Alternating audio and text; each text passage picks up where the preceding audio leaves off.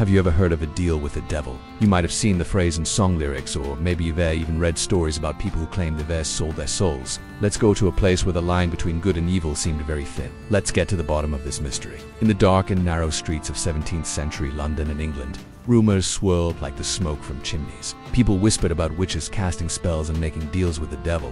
But what does any of this have to do with paper? The devil would trick them into doing his bidding, and they wouldn't even know it. One minute they're brewing a potion in their cauldron, and the next they're flying through the air on a broomstick. If you enjoyed this video, don't forget to hit that thumbs up button and stay tuned for more captivating historical tales. Until next time, keep exploring the past and who knows what you might uncover. Thanks for joining us on this journey through time. Keep asking questions and never stop discovering. Oh, and let's not forget about the Satanic Sabbath. Some people believed that witches would gather in the middle of the night and worship the devil. They would dance around a fire and drink special wine while the devil looked on, pleased as punch. And guess what? They were said to eat some not-so-ordinary cookies. Nah, these weren't your grandma's recipes. They were enchanted cookies, baked with the devil's own recipe and served at the Satanic Sabbath. Can you imagine taking a bite of one of those cookies and feeling the devilish power coursing through your veins? Sounds pretty intense. Now, believe it or not, there were even books written about how to spot these witches and their deals. Yet people went all in. One of the most famous ones was called The Discovery of Witches, and it was like a manual for witch hunters. It told you everything you needed to know about witches, from their weird behaviors to the secret signs that proved they were in league with the devil. Now get ready, because here's where the story gets interesting. People began to accuse each other of making deals with the devil and being witches. They were put on trial and tortured until they confessed, and let's just say it wasn't pretty. So you're probably wondering, were these deals with the devil real, or were they just made up? Well, that's still a mystery. Some people believe that they were real and that witches really did make deals with the devil. Others think they were just stories that people used to explain things they didn't understand. Either way, they became a big part of our culture and history and have inspired all kinds of art, books, and movies. So, the next time you hear a story about a witch or the devil, remember that there might be more to it than meets the eye. There may be a whole world of magic and mystery hiding just beneath the surface. During those times, people believed that witches could do incredible and terrifying things. They could control the weather, make animals do their bidding, and even put curses on their enemies. What was even scarier, some believed that witches made deals with the devil himself. Yeah, you heard right. The devil did say that witches would meet with him in secret and sell their souls in exchange for power and knowledge. And how did they seal these deals? With contracts. Okay, imagine sitting down at a table with the devil and agreeing to hand over your soul in exchange for some sweet powers.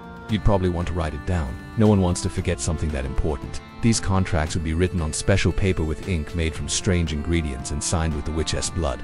How cool is that? And the weirdest part, some people believe that these papers are still around, hidden in dusty boxes in some old building. There could be a contract signed by a witch waiting to be found. I mean, think about it. How crazy would that be?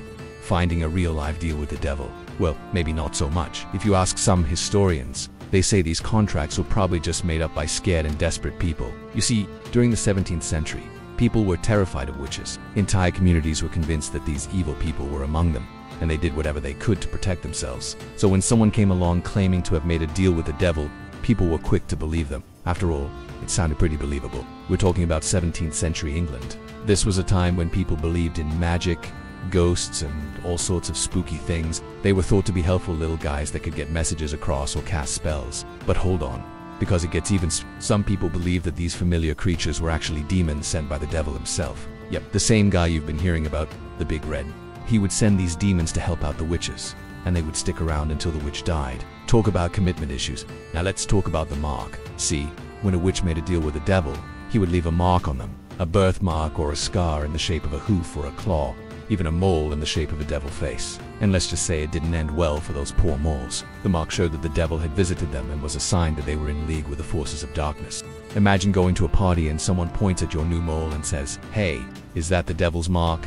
Awkward. Anyway, these marks were considered proof that someone had made a deal with the devil, and it didn't take long for people to start pointing fingers and accusing others of being in league with the devil. The air was filled with fear and suspicion, and one rumor spread like wildfire through the towns and villages. People were making deals with the devil, selling their souls for power, riches, and even immortality. At first, it all sounded like a wild tale.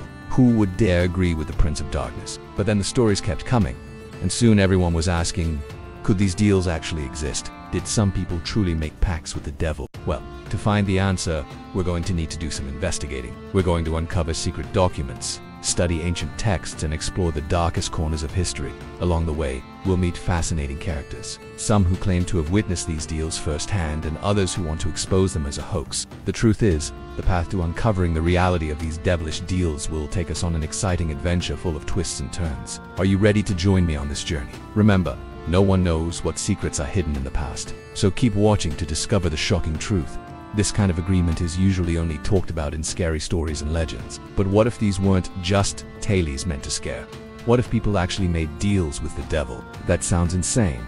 But during the 17th century in England, some people claimed that they did just that. They agreed with the devil and put their signatures on papers that proved it. And here's the spooky part. Some say these papers are still out there, maybe somewhere in an old trunk hidden away. There are deals with the devil waiting to be discovered. Today we're going to look at these claims. We'll talk about the alleged papers that prove they are true and try to figure out why so many people believe them. If you're ready to learn more about one of the strangest mysteries of the past, let's get started. Alright, before we dive into the mystery, let's go back in time. Okay, now let's go back in time to 17th century England. Now let's get back to our story. Back then, having a familiar wasn't all that unusual.